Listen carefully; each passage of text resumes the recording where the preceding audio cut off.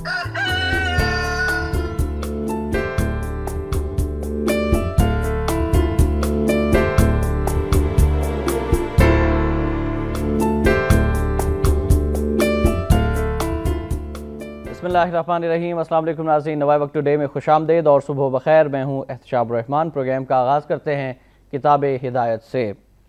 अल्लाह के नाम से जो बेइंतहा मेहरबान रहम फरमाने वाला है।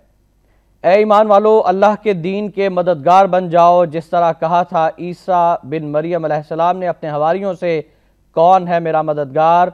अल्लाह की तरफ बुलाने में हवारियों ने जवाब दिया, हम अल्लाह के दीन के मददगार हैं। बस ईमान ले आया एक गिरोह बनी इसराइल से और कुफ्र किया दूसरे गिरोह ने। फिर हमने मदद की जो ईमान लाए दुश्मनों के मुकाबले में, बिलाखिर वही गालिब रहे। सूरह सफ की आयत नंबर 14 का तर्जुमा आपके सामने पेश किया गया। अल्लाह रब्बुल इज़्ज़त से दुआ है कि अल्लाह पाक हम सबको कुरान पाक समझ कर पढ़ने, इसका एहतराम करने, इस पर अमल करने की भी तौफीक अता फरमा दे। आज मंगल है, 12 रबीउल सानी 1433 हिजरी, 6 मार्च सन 2012 है। आज के मौजूद मेहमान का आपसे तारुफ कराए देते हैं। इस्लामाबाद स्टूडियोज़ में हमारे साथ तशरीफ़ फरमा हैं और शरीक गुफ्तगू होंगे रेजिडेंट एडिटर रोज़नामा नवाए वक्त इस्लामाबाद जनाब जावेद सिद्दीक साहब। जावेद साहब अस्सलाम वालेकुम, बहुत खुश आमदीद। वालेकुम सलाम, बहुत शुक्रिया आपका जी। सर, आपकी इजाज़त से हम अपनी लीड स्टोरी की जाने बढ़ेंगे। मियाँ मोहम्मद नवाज शरीफ साहब का बयान है और मुस्लिम लीग नून के हवाले से खबर है कि शहबाज शरीफ बिला मुकाबला मुस्लिम लीग नून पंजाब के सदर मुंतखब गिलानी की मुबारकबाद। अगली हुकूमत हमारी होगी, मुल्क की तकदीर बदल देंगे नवाज शरीफ। अल्लाह को गवाह बनाकर वादा करता हूँ, आपके एतमाद पर पूरा उतरूंगा, हक दिलाने के लिए जान लड़ा दूंगा। नवाज शरीफ की क़यादत में बढ़ने वाले कारवां की पंजाब में क़यादत करूंगा। शहबाज शरीफ। गिलानी का वन मैन शो नहीं चलेगा, सराय की सूबे के हवाले से मुशावरत की जाए। कायद मुस्लिम लीग नून का सूबाई कौंसिल से खिताब। कर्नल शिराज की वालिदा से इजहार ताज़ियत के बाद गुफ्तगू। और इस हवाले से हम राय लेना चाहेंगे सबसे पहले मोहतरम जावेद सिद्दीक साहब से कि मुस्लिम लीग नून की जनरल कौंसिल पंजाब का इजलास हुआ और उसमें मियाँ शहबाज शरीफ साहब बिला मुकाबला पंजाब के सदर मुंतखब हो गए। जावेद साहब, किस तरह से देखते हैं बिला मुकाबला शहबाज शरीफ साहब के मुंतखब होने को?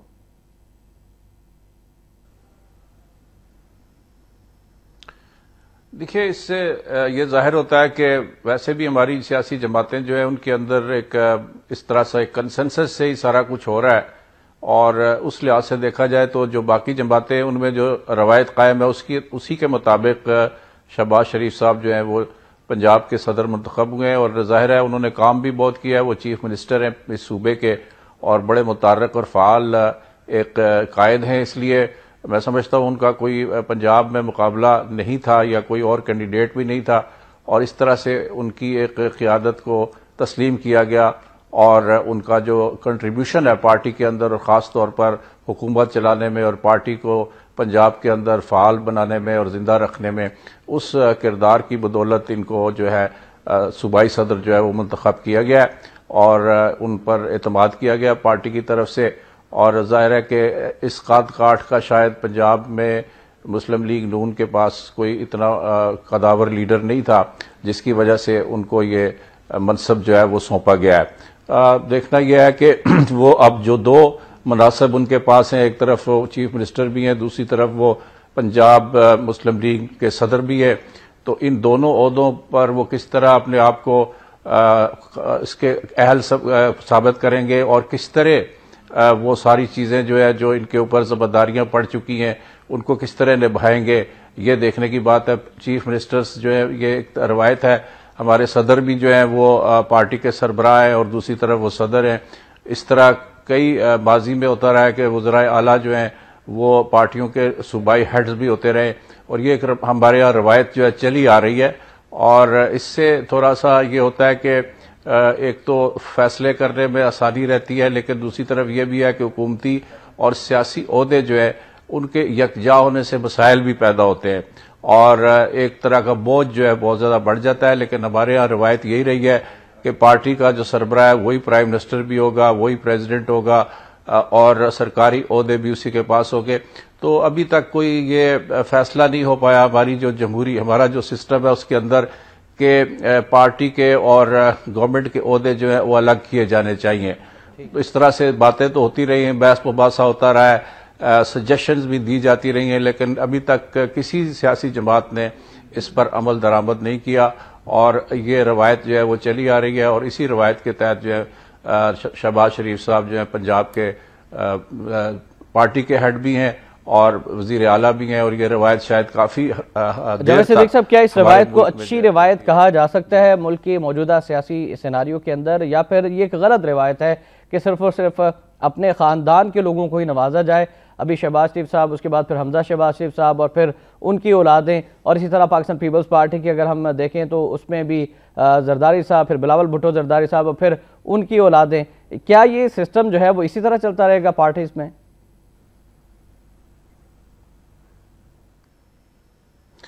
دیکھیے، یہ ایک بہت بڑی ڈیبیٹ ہمارے ملک میں ہو رہی ہے، اور اس پہ باتیں بھی ہو رہی ہیں اور لکھا جا رہا ہے، کہا جا رہا ہے. میں سمجھتا ہوں کہ اگر ہم صحیح معنوں میں جمہوریت کو یہاں پر مستحکم کرنا چاہتے ہیں، اور جو بالکل صحیح جمہوریت کو اس کی روح کے مطابق اگر ہم پاکستان میں لانا چاہتے ہیں، تو پھر اس صورت میں یہ جو ہمیں تانا دیا جاتا ہے بیرون ملک بھی اور یہاں بھی کہ آپ کی جو جمہوریت ہے اس میں خاندانی ایک طرح کی بادشاہت ہے، اور چند خاندان جو ہے وہ سیاست کے اوپر قابض ہیں، اور وہی چلتے جا رہے ہیں سیاست میں. اور یہ تمام سیاسی جماعتوں کو آپ دیکھ لیں، ان میں یہی صورتحال ہے. پاکستان پیپلز پارٹی کی بھی یہ صورتحال ہے، مسلم لیگ کی بھی، نون کی بھی صورتحال ہے.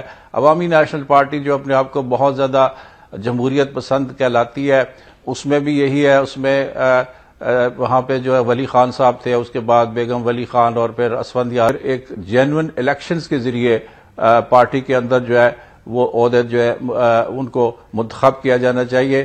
اصل روایت تو یہی ہے، لیکن میں سمجھتا ہوں کہ ابھی کچھ عرصہ لگے گا پاکستان کے اندر اس روایت کو آگے بڑھانے میں کہ مکمل طور پر پارٹیوں کے اندر انٹرنل الیکشنز ہوں اور جنرل الیکشنز ہوں، اور اس کے علاوہ خود بعض لوگ جو ہے وہ والنٹریلی کسی ایسے شخص کو آگے لائیں جو سمجھتے ہوں کہ وہ زیادہ اہل ہے، اس کے اندر صلاحیت زیادہ ہے، اس نے پارٹی کے لیے زیادہ قربانیاں دی ہیں، اس لیے اس کو اس میرٹ کی بنیاد پر پارٹی کا ہیڈ بنایا جائے یا صوبائی سطح کا ہیڈ بنایا جائے. لیکن میں سمجھتا ہوں کہ اس میں آہستہ آہستہ ہم جب آگے بڑھیں گے، اور جمہوریت کو چونکہ یہاں پنپنے کا موقع نہیں ملا، فوجی ڈکٹیٹرز آتے رہے، انہوں نے سارا ماحول خراب کیا اور لوگوں کو مسلط کرتے رہے سیاسی جماعتوں کے اوپر.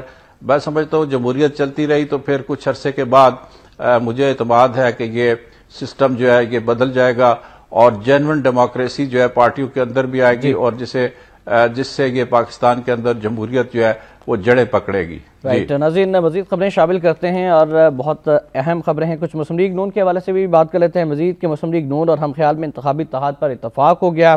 ہم خیال کے 11% کوٹے کے مطالبے پر مسلم لیگ نون نے مثبت رویے کا اظہار کیا ہے، ذرائع کا یہ کہنا ہے. پھر پاکستان پیپلز پارٹی کی کور کمیٹی کا بھی اجلاس ہوا. پیپلز پارٹی کی کور کمیٹی نے قبل از وقت الیکشن کا اختیار زرداری کو دے دیا. ڈپٹی چیئرمین سینٹ کے عہدے پر اتحادی جماعتوں میں اختلافات، قائمہ کمیٹی کی سربراہی کا فارمولہ طے. ایوان بالا میں دوسری بڑی پارٹی ANP ہے. ڈپٹی چیئرمین شپ ہمیں ملنی چاہیے. سینیٹر زاہد مشاورت کے بغیر عہدہ مانگا. زہری فارمولہ کے تحت 2 سینیٹرز والی پارٹی کو ایک کمیٹی کی سربراہی ملے گی. اس پر پہلے بات کر لیتے ہیں، اس کے بعد پھر خطے کی صورتحال اور جو ہمارے دشمن ملک ہے بھارت، اس کے حوالے سے بھی بات کریں گے کہ اس کی کیا منفی عزائم ہے. جاوید صدیق صاحب، اب سینٹ کے الیکشن ہو گئے، جمہوری عمل جو ہے وہ مزید آگے بڑھا ہے، لیکن اب اختلافات پھر اتحادیوں میں آ گیا ہے کہ سینٹ کا چیئرمین کون ہوگا، ڈپٹی چیئرمین کون ہوگا. اور پھر کور کمیٹی کا جو اجلاس ہوا، اسلم گل کیوں ہارے یہ بھی غور کیا گیا. کس طرح سے دیکھتے ہیں آپ سینٹ انتخابات کو، اس میں پیسے کے استعمال کو، عہدوں کی بندر بانٹ کے حوالے سے، اور اب یہ چیئرمین شپ اور ڈپٹی چیئرمین شپ کے لیے جو جوڑ توڑ کی سیاست ہے، اس پر آپ کیا کہیں گے؟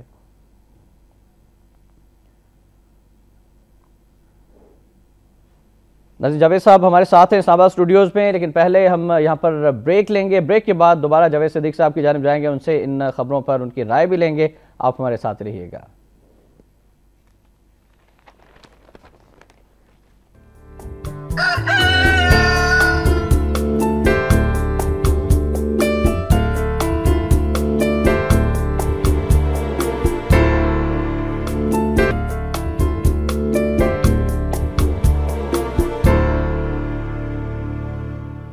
نوائے وقت ٹوڈے میں ایک بار پھر آپ کو خوش آمدید کہتے ہیں ناظرین۔ سینٹ انتخابات کے بعد کی صورتحال ہم ڈسکس کر رہے ہیں، اور ایک خبر بھی ہے کہ نائک کو ہٹانے کا فیصلہ۔ بابر اعوان نئے چیئرمین سینٹ ہو سکتے ہیں۔ فاروق نائک کی خدمات گراں قدر ہیں، ان کی کسی اور جگہ ضرورت ہے۔ صدر روبینہ خالد یا فتح محمد حسنی کے ڈپٹی چیئرمین بننے کا امکان، اور اس پر رائے لیں گے محترم جاوید صدیق صاحب سے۔ جی جاوید صاحب۔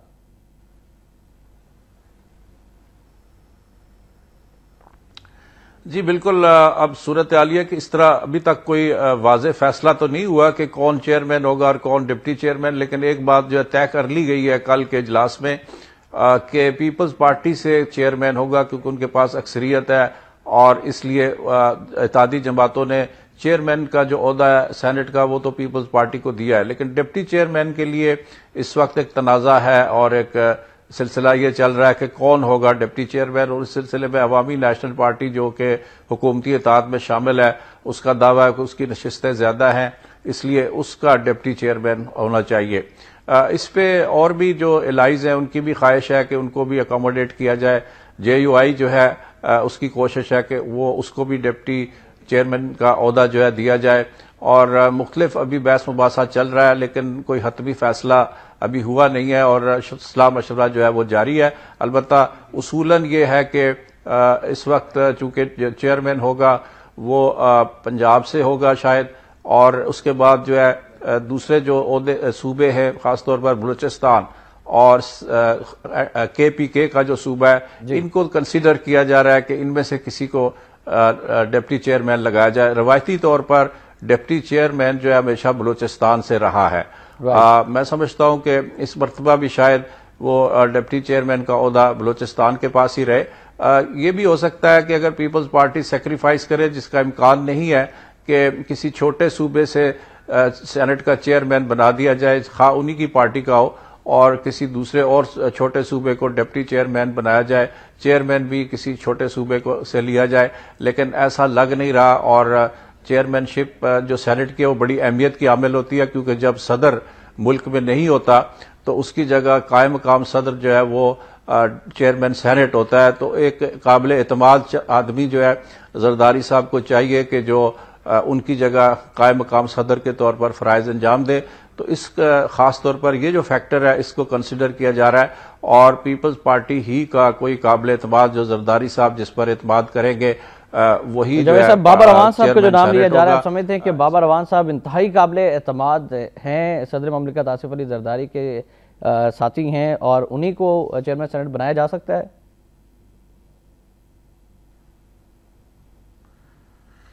دیکھیے اس کے بارے میں حتمی طور پر اس لیے نہیں کہا جا سکتا کہ ان کا ایک کیس چل رہا ہے سپریم کورٹ کے اندر، ان کے اوپر توہین عدالت کا کیس ہے، اور اس کیس کا بھی فیصلہ ہونا ہے، اور میں سمجھتا ہوں کہ وہ ابھی اس وقت جو ہے اس صورتحال میں ان کو چیئرمین سینٹ جو ہے نامینیٹ کرنا کوئی زیادہ احسن بات نہیں ہوگی۔ لیکن یہ جو حکومت ہے اس سے کئی ایسی باتیں اور ایسے اقدامات بھی انہوں نے کیے ہیں جن کا کہ عام طور پر یا سیاسی اخلاقیات سے یا قانون سے کوئی خاص تعلق نہیں تھا، اور انہوں نے ان چیزوں کی پرواہ کیے بغیر کچھ ایسے فیصلے کیے ہیں جس طرح کہ این آر او پر عمل درآمد نہ کرنا، اور ابھی آپ کو پتا ہے کہ پرائم منسٹر جو ہیں ان کے خلاف توہین عدالت کا ایک نوٹس ان کو جاری ہوا ہے، اور وہ مقدمہ جو ہے اس وقت عدالت میں ہے، سپریم کورٹ اس کی ہیئرنگ کر رہی ہے۔ تو یہ ان سے کچھ بعید تو نہیں ہے، لیکن لگ نہیں رہا کہ اس وقت جبکہ ایک ایسا شخص، ایسا سینیٹر جو کہ سپریم کورٹ میں جس کے خلاف توہین عدالت کا کیس چل رہا ہو، اس کو آپ چیئرمین سینٹ جو ہے وہ کر دیں، نامینیٹ کر دیں۔ مجھے ایسا نہیں لگ رہا، لیکن ہو بھی سکتا ہے۔ بہرحال ابھی انہوں نے فیصلہ نہیں کیا۔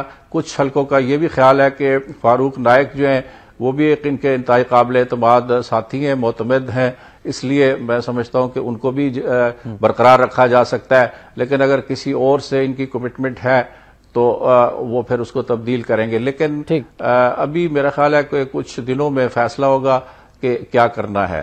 سر کچھ خارجہ امور کی بات کرتے ہیں، پاکستان کی خارجہ پالیسی کے حوالے سے بات کریں گے، اور ہنا ربانی کھر صاحبہ کا بیان ہے کہ خطے میں فوجی مداخلت برداشت نہیں کر سکتے، طالبان سے مذاکرات کے لیے افغان حکومت کی معاونت پر تیار ہیں ہنا ربانی کھر۔ نیٹو کی فضائی سپلائی کبھی بند نہیں ہوئی، پارلیمنٹ کے فیصلے کے بغیر زمینی روٹ بحال نہیں کریں گے، پاکستان ایران گیس منصوبے پر کسی دباؤ کو خاطر میں نہیں لائیں گے، امریکہ کے ساتھ بہتر تعلقات ضروری ہیں. گفتگو اور پھر بھارت کے جو جنگی عزائم ہیں اس کے حوالے سے بھی ایک خبر ہے کہ راجستھان میں پاکستانی سرحد کے قریب امریکہ اور بھارت کے مشترکہ جنگی مشقیں شروع ہو گئیں.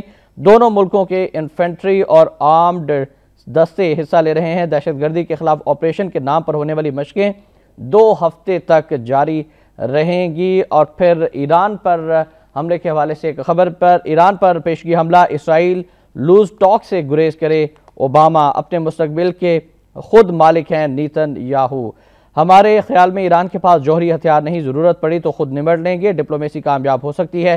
حملے سے تیل مزید مہنگا ہوگا. طاقت کے استعمال سے نہیں جھجکیں گے. اسرائیلی نواز لابی سے خطاب. نیتن یاہو سے گفتگو. محترم جاوید صدیق صاحب سے ہم جانیں گے کہ ایک طرف جب ہنا ربانیکر صاحبہ یہ فرماتی ہیں کہ نیٹو کی سپلائی, فضائی سپلائی تو کبھی بند ہوئی ہی نہیں ہے, اور پھر ہم امریکہ کی آنکھوں میں آنکھیں ڈالنے کی بھی بات کرتے ہیں اور اپنی خود مختاری کی بھی بات کرتے ہیں, پارلیمنٹ کی قراردادوں کی بھی بات کرتے ہیں. دوسری جانب بھارت کی مشقیں. جاوید صدیق صاحب سے ہم اس پر رائے لیں گے, لیکن پہلے ہمیں ایک بریک کے لیے جانا ہے. بریک سے واپس آئیں گے تو ایک بار پھر آپ کو جاوید صدیق صاحب کی طرف لیے چلیں گے اور ان سے ان خبروں پر ان کی رائے بھی لیں گے. آپ ہمارے ساتھ رہیے گا.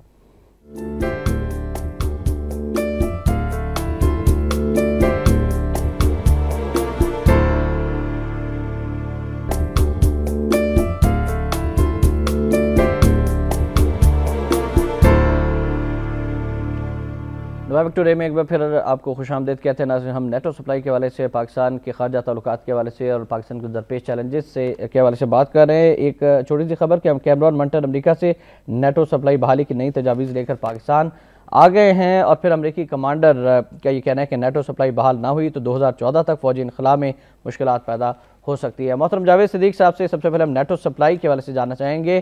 اب کیمرون منٹر صاحب واپس آ گئے ہیں, آپ کیا سمجھتے ہیں کہ کیا نئی تجاویز لے کر آئے ہوں گے اور پاکستان پر کس طرح سے دباؤ ڈالا جائے گا, جبکہ پاکستان کی حکومت یہ کہتی ہے کہ پارلیمنٹ جب تک نہیں کہے گی ہم زمینی راستے سے نہیں سپلائی بحال کریں گے, لیکن فضائی راستے سے کبھی بند کی ہی نہیں گئی.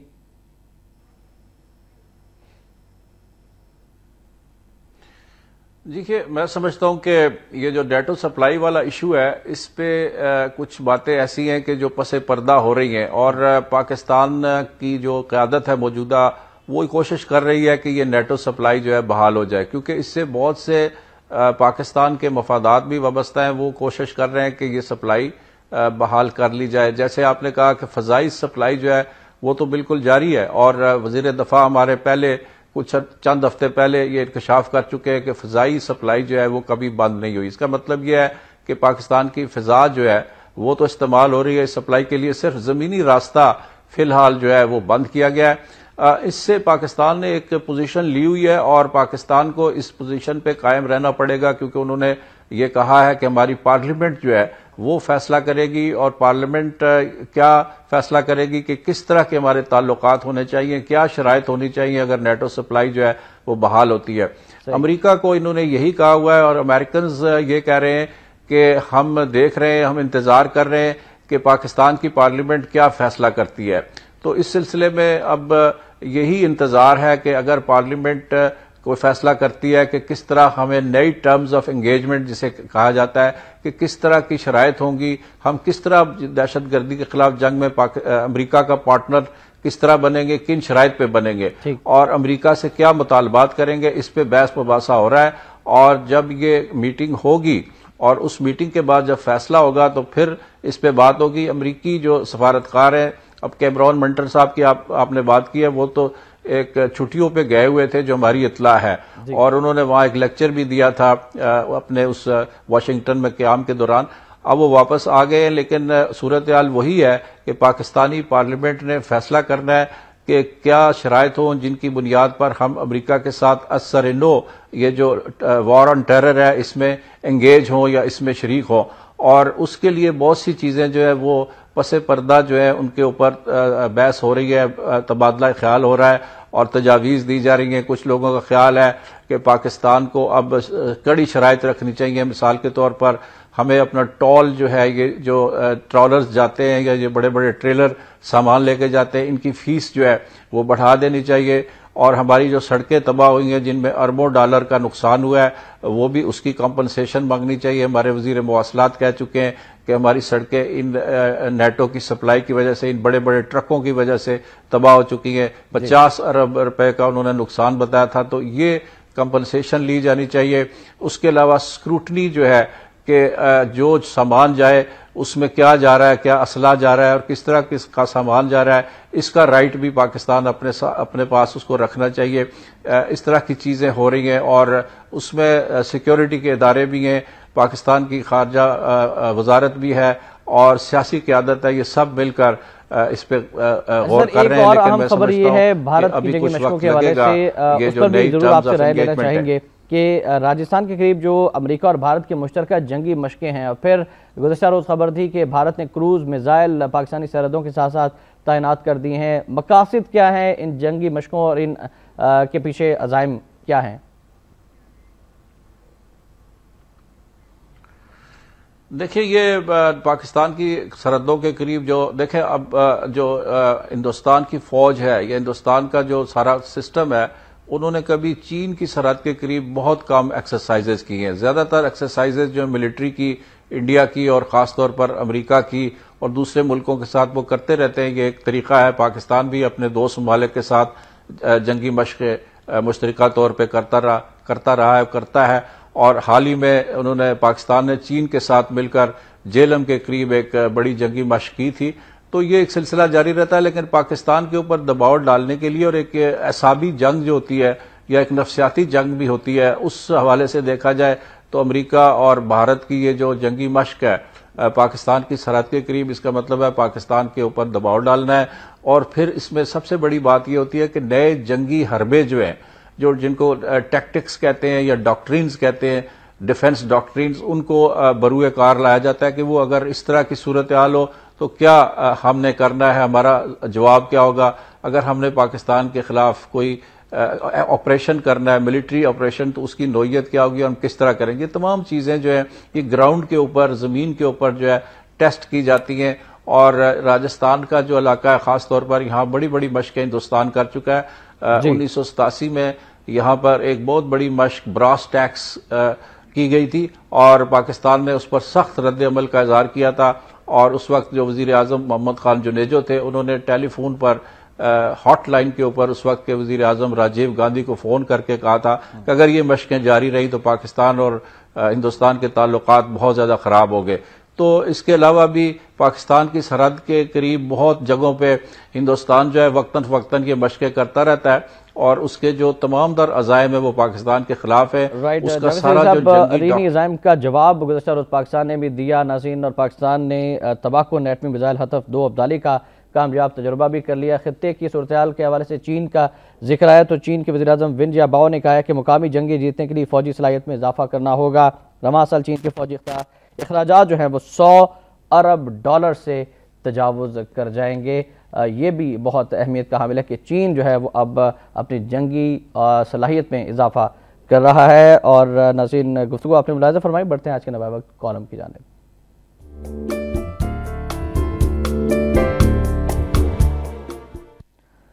آج کا کالم ڈاکٹر محمد اجمل نیازی صاحب کا کالم ہے, بے نیازیاں کے عنوان سے لکھتے ہیں. آج انہوں نے لکھا ہے بے اختیاری بے اعتباری میں مبتلا محفوظ وزیر اعظم. لکھتے ہیں کہ کیا وزیر اعظم ایسے بولتے ہیں, ہمیں شرم آتی ہے کہ ہم پاکستان کے شہری ہیں. بے اختیاری اور بے اعتباری کا شکار وزیر اعظم کس شان سے کہتا ہے کہ میں مضبوط ترین وزیر اعظم ہوں. سرائکی صوبے کے لیے وزیر اعظم گیلانی نے جو باتیں کی وہی شخص کر سکتا ہے جس کی سائیکی خراب ہو. ملک کی سلامتی اور قومی یکجہتی والے سب لوگ کہتے ہیں کہ صوبے بناؤ, مگر لسانی اور سیاسی بنیادوں پر نہ بناؤ, انتظامی بنیادوں پر بناؤ. آگے لکھتے ہیں کہ وزیر اعظم گیلانی کے بارے میں صوبہ ہزارہ تحریک کے لیڈر بابا حیدر زمان کی یہ بات ہی کافی ہے کہ وزیر اعظم گیلانی کو سرائکی عزیز ہیں, پاکستان عزیز نہیں ہے. ڈاکٹر محمد اجمل نیازی صاحب ہمارے ساتھ ٹیلی فون لائن پر ہیں. السلام علیکم ڈاکٹر صاحب. جی وعلیکم السلام. جی ڈاکٹر صاحب, آپ نے محفوظ وزیر اعظم کے حوالے سے کالم لکھا ہے اور جو جملے میں نے پڑھے ہیں, وزیر اعظم گیلانی کو سرائکی عزیز ہیں, پاکستان عزیز نہیں ہے. مزید فرمائیے گا اپنے اس کالم کے حوالے سے. اصل میں یہ محفوظ جو ہے انورٹڈ کامرس میں ہے, یہ غیر محفوظ سے بھی بدتر ہے. میں سمجھتا ہوں کہ صدیق جاوید صاحب تشریف رکھتے ہیں, وہ عالمی امور پر بھی عبور رکھتے ہیں, تو وہی بتائیں کہ وزیر اعظم ایسے ہوتے ہیں، ان کا پوری نظر ہے پورے عالم پر، وہ بہت اچھے تجزیے کرتے ہیں. یعنی دیکھیں میں نے یہ جملہ بھی لکھا ہے، یہ میرے دوست قارئین پڑھیں گے تو، کہ انتظامی بنیادوں پر صوبہ بنانے کے لیے نواز شریف کہتا ہے، اور گیلانی جو ہے وہ انتقامی بنیادوں پر بنانا چاہتا ہے صوبہ. تو یہ صوبہ نہیں بنانا چاہتا ہے، ملک بنانا چاہتا ہے. یہ سرائیکی صوبے کی بات کر رہا ہے یا سرائیکی ملک کی بات کر رہا ہے؟ تو پھر دیکھیں احتشام، بات یہ ہے کہ سرائیکی تو خیبر پختونخوا میں بھی ہیں، سندھ میں بھی ہیں، بلوچستان میں بھی ہیں، تو پھر صوبوں سے یہ سرائیکی صوبہ بنائے نا. تو یہ سرائیکی سے بھی دھوکہ کر رہے ہیں. تو میں یہ تو پڑھیں گے اپنا کالم. میں آپ کو ایک لطیفہ سناتا ہوں. جی بالکل. کہ ایک خاتون تھی جس کا نام وزیر بی بی تھا، اس نے کسی اعظم نامی آدمی سے شادی کر لی، اور اس کے بعد لوگوں نے اس کو وزیر اعظم کا نام دیا. تو اس کے علاوہ میں کیا کہہ سکتا ہوں؟ میں نے پہلے آپ نے لفظ پڑھا ہے کہ مجھے شرم آتی ہے کہ یہ ہمارا وزیر اعظم ہے، اور ایسے وزیر اعظم، یعنی میں تو اس کو سابق وزیر اعظم کہتے ہوئے بھی یعنی لڑزوں گا اور کہوں گا کہ یہ تو تہمت اور الزام ہے ہمارے سر پہ. میں سوچ رہا ہوں نااہل، اور آپ مجھے معاف کریں میں کرپٹ کا لفظ استعمال کر رہا ہوں، اور یہ ساری دنیا جانتی ہے کہ اس کا سارا خاندان جو ہے وہ کرپشن کر رہا ہے. رائٹ. ڈاکٹر محمد اجمل نیاز صاحب بہت شکریہ. ناظرین کالم ضرور پڑھیے گا. بے اختیاری بے اعتباری بے مبتلا محفوظ وزیر اعظم، اور جس طرح ڈاکٹر صاحب نے جاوید صاحب کا ذکر کیا، جاوید صاحب سے بھی جانتے ہیں کہ وزیر اعظم گیلانی کے بارے میں ان کے کیا رائے ہے.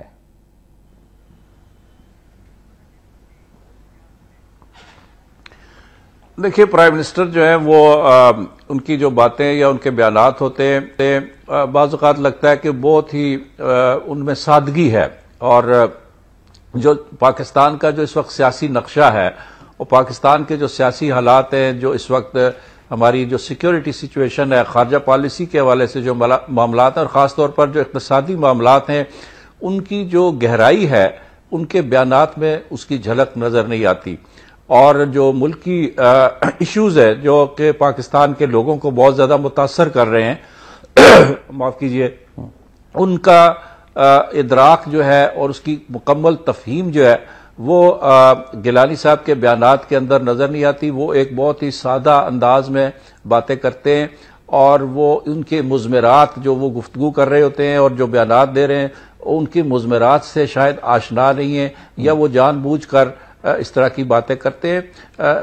لگتا ہے کہ ان کی جو ایڈوائس ہے یا ان کو جو ایڈوائس مل رہی ہے سیاسی، وہ زیادہ کوئی ساؤنڈ قسم کی ایڈوائس ان کو نہیں ملتی، جس کی وجہ سے ان کے بیانات جو ہے ان کے اوپر ایسے لگتا ہے کہ اس میں کوئی گہرائی نہیں ہے، اس میں ڈیپتھ نہیں ہے، اور یہ جو باتیں کر رہے ہیں اس سے پاکستان کے جو اصل مسائل ہیں، جو حقیقی مسائل ہیں، ان کی کوئی اس کے اندر کوئی جھلک نہیں ہے، کوئی ریفلیکشن نہیں ہے ان کا. تو یہ ان کے بیانات سے واقعتاً یہ صورتحال ایسی ہی لگ رہی ہے. اور وہ جیسے کہ عدالت کے اندر ان کا کیس ہے، اور وہ کہتے ہیں کہ میں نہ اندر جا رہا ہوں نہ باہر جا رہا ہوں، اور اس کے علاوہ وہ کہتے ہیں کہ میں مضبوط ترین وزیر اعظم ہوں. یہ تمام باتیں جو ہے وہ حقائق سے دور نظر آتی ہیں، فار ریمووڈ فرام ریالٹی جسے کہتے ہیں. یہ وہ صورتحال ہے، اور یہ مسلسل کئی سالوں سے جب سے وہ وزیر اعظم ہے ان کی گفتگو میں یہی ان کا انداز اور یہی اسلوب ہے. اور ظاہر ہے کہ پرائم منسٹر کو بہت زیادہ سنجیدگی کے ساتھ، بہت زیادہ سوچ سمجھ کے ساتھ، اور ان کی گفتگو میں اور ان کے بیانات کے اندر جو ملکی حقائق ہیں اور جو ملکی سیاسی حقائق ہیں، جو پولیٹیکل ریالٹیز ہیں، اس کے علاوہ جو معاشی مسائل ہیں، پھر جو ہماری سیکیورٹی سچویشن ہے، اس کے اوپر ایک بہت ہی سوچ سمجھ کر اور ایک ویل ورڈڈ بیان جو ہے وہ آنا چاہیے. اور میں سمجھتا ہوں کہ اس پہ بڑی کام کرنے کی ضرورت ہے. رائٹ، بالکل صحیح. اور ناظرین اب بڑھتے ہیں آج کے نوائے وقت اداریے کی جانب.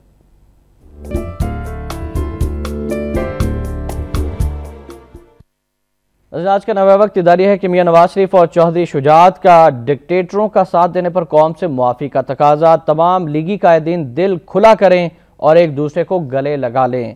پاکستان مسلم لیگ نون کے صدر اور سابق وزیر اعظم میاں محمد نواز شریف نے کہا ہے کہ چودھری شجاعت حسین اور چودھری پرویز الہی مجھ سے نہیں قوم سے ڈکٹیٹر کا ساتھ دینے پر معافی مانگیں، اور آئندہ کسی ڈکٹیٹر کا ساتھ نہ دینے کا عہد کریں تو ہم انہیں اپنی پارٹی کی صفوں میں خوش آمدید کہیں گے. آگے ہے کہ مسلم لیگ کاف کے صدر اور سابق وزیر اعظم چودھری شجاعت حسین نے اس کے جواب میں کہا ہے کہ میاں نواز شریف ہم سے معافی منگوانے کے بجائے پہلے خود عوام سے اپنے گناہوں کی معافی مانگے. جو گناہ ہم نے کیا وہ میاں نواز شریف 25 سال پہلے کر چکے ہیں۔ مسلم لیگوں میں پیدا ہونے والے نفاق نے ملک کی وحدت اور سلامتی کو بھی ناقابل تلافی نقصان پہنچایا، جبکہ ہر جرنیلی آمر نے اس پارٹی میں گھس آنے والے انگریز کے نوڈیوں، جاگیرداروں، سرمایہ داروں اور اسٹیبلشمنٹ کے اعلی کاروں کو اپنے ماورائے آئین اقتدار کو سہارا دینے اور مستحکم بنانے کے لیے استعمال کیا ہے۔ تجویز یہ ہے کہ اگر تمام مسلم لیگی قائدین اپنی پارٹی کے منشور پر گامزن رہتے ہوئے قائد رحمت اللہ علیہ اور اقبال رحمت اللہ علیہ کے متعین کردہ اصولوں کے عین مطابق باہم متحد اور یکجا ہو کر قومی سیاست کا فریضہ ادا کرتے تو شروع سے اب تک یہی مادر جماعت قومی سیاست اور سیادت پر حاوی رہتی اور اس کے مقابل کوئی دوسری جماعت جنم لیتی نہ پنپ سکتی۔ اس پر ہم بات کرنا چاہیں گے مسلم لیگوں کے اتحاد کے حوالے سے محترم جاوید صدیق صاحب سے۔ محترم جاوید صدیق صاحب، آپ سے جاننا چاہیں کہ میاں نواز شریف صاحب نے جو یہ بیان دیا کہ چودھری شجاعت حسین معافی مانگ لے قوم سے، انہیں گلے لگا لوں گا، اور پھر چودھری شجاعت نے کہا کہ پہلے آپ معافی مانگے، ایک دوسرے کے اوپر الزام ہے، کس طرح سے آپ دیکھتے ہیں ان بیانات کو، اور مسلم لیگوں کے اتحاد کے تناظر میں آپ سمجھتے ہیں کہ مزید کیا کوششیں کی جانی چاہیے، یا دونوں معافی مانگ لیں، دونوں ایک دوسرے کو پھر گلے لگا لیں؟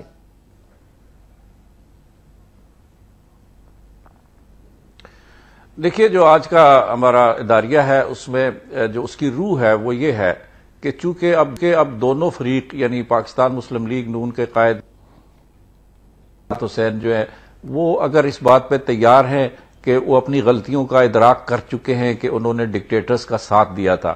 دیکھیے، اگر آپ ماضی سے سبق سیکھ لیتے ہیں اور توبہ کر لیتے ہیں اور یہ کہتے ہیں کہ ہم سے غلطیاں ہوئی ہیں کہ ہم نے ڈکٹیٹرشپس کو سہارا دیا۔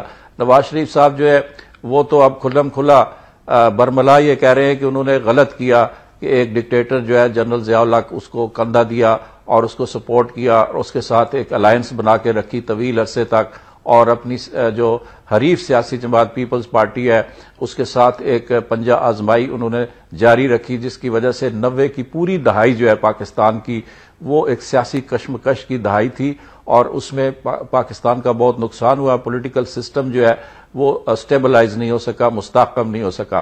ایک طرف تو انہوں نے اس بات کا اعتراف کیا، اور اس کے علاوہ وہ یہ بھی کہتے ہیں کہ میں نے میثاق جمہوریت کر لیا، یعنی پاکستان پیپلز پارٹی کی جو قائد تھی بے نظیر بھٹو، ان کے ساتھ انہوں نے ایک نیا معاہدہ کیا ہے اس کے ساتھ، جس میں یہ کہا گیا ہے کہ دونوں جو ہیں اب ڈکٹیٹرشپ کو کبھی پاکستان میں پنپنے کا موقع نہیں دیں گے، اور اس کے خلاف ایک دوسرے کے خلاف فوج کے ساتھ اور ملٹری اسٹیبلشمنٹ کے ساتھ مل کر کوئی سازش نہیں کریں گے۔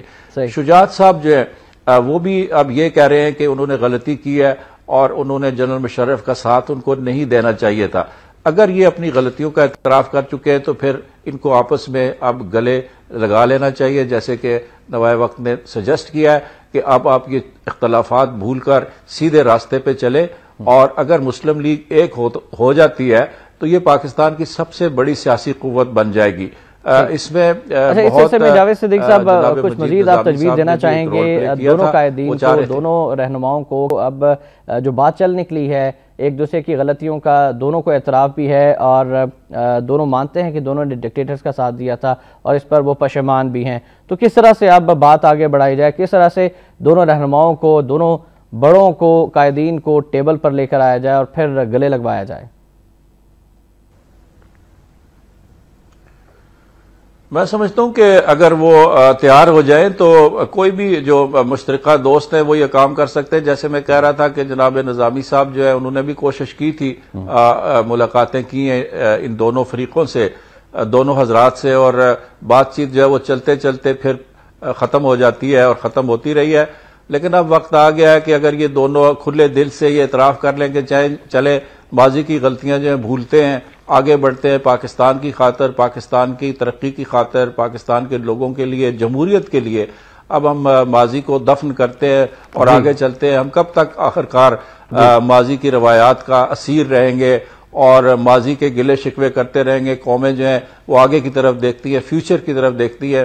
تو اب میں سمجھتا ہوں کہ وقت آ گیا ہے کہ کوئی مشترکہ دوست جو ہے وہ مل کر ان کو ایک میز پہ بٹھا سکتے ہیں۔ کچھ ایسی مرحلے آئے تھے جب دونوں فریق جو ہیں رضامند ہو گئے تھے، اور میاں نواز شریف صاحب نے ایک طرح سے چودھری شجاعت حسین صاحب کو اپنے گھر میں دعوت دینے کا بھی ایک اندیہ دیا تھا، اور کہا تھا کہ وہ ان کو بلائیں گے، ان سے بات چیت ہوگی۔ لیکن کچھ ہلکے لگتا ہے درمیان میں ایسے ہیں جن کے اپنے مفادات ہیں، وہ نہیں چاہتے کہ یہ دونوں جو لیڈر ہے شجاعت صاحب اور نواز شریف صاحب یہ ایک ہو جائے. بالکل صحیح فرمایا جاوید صدیق صاحب کہ ایسے حلقوں کی بھی نشاندہی ہونی چاہیے, ان سے بچنا چاہیے جو کہ اتحاد نہیں ہونے دے رہے. جاوید صدیق صاحب بہت شکریہ, آپ تشریف لائے اسلام آباد اسٹوڈیوز میں اور آپ نے بہت اہم موضوعات پر گفتگو فرمائی. Sir thank you very much.